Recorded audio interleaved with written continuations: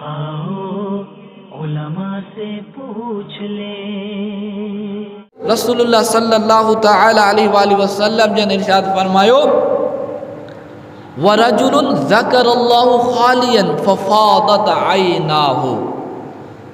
वो शख्स जेको अल्लाह तबारक व ताला जे ज़िक्र करण जे लाइ वेठो ऐं पंहिंजे दिल खे तमाम ख़्यालात खां ख़ाली करे छॾियईं।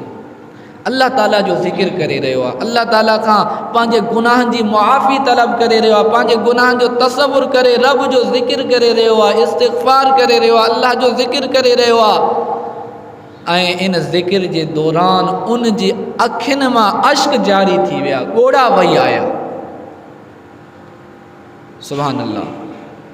वो इज्तिमा में जेकॾहिं वेही करे अल्लाह जो ज़िक्र थो करे, तॾहिं बि हू पंहिंजे दिल खे तमाम ख़्यालात खां ख़ाली करे रब जो ज़िक्र थो करे। त इन जो मक़सदु हीअ आहे त जॾहिं बि हू अल्लाह जो ज़िक्र थो करे त उन जो ज़िक्र माण्हुनि जे ॾेखा जे लाइ न आहे, रिया जे लाइ न आहे।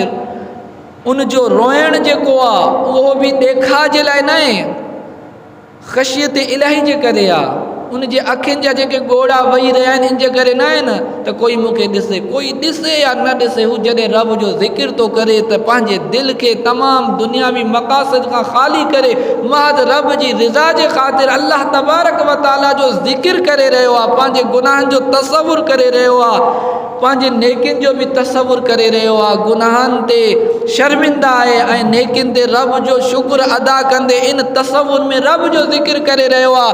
ऐं इन दौरान उन जी अश्क उन जी अखियुनि मां ॻोड़ा वही आया त रसूलुल्लाह सल्लल्लाहु तआला अलैहि वसल्लम फरमायो, इन शख़्स खे बि बरोज़े क़यामत अल्लाह तबारक व ताला पंहिंजो ख़ुसूसी प्रोटोकॉल अता फरमाईंदो, जो हशर वारे ॾींहुं अल्लाह तबारक व ताला इन शख़्स खे पंहिंजो साया रहमत अता फरमाईंदो, पंहिंजे साया रहमत में जगह अता फरमाईंदो।